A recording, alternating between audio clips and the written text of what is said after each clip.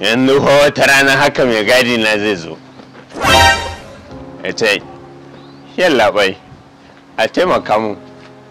aure zan yi babu gurin da zan aje matar sai ce wannan gidan ginin ya tsufa da yawa bari a rusa shi a sake maka sabon gini shagali Allahu akbar. Salamu alaikum. Alaikum salam. Yalla bai barka an yi lafiya wallahi mu almajirai ne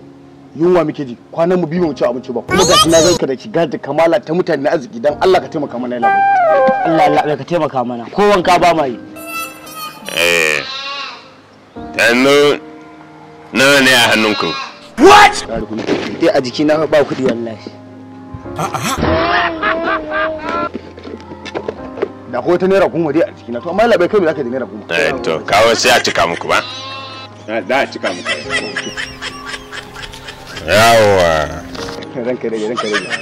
Allah ya gara arziki Allah ya gara sitira gaskiya ne no kai yalla bai haka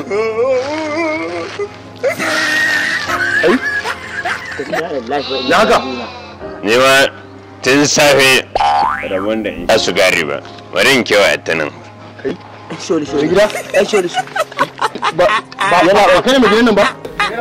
Allah ayo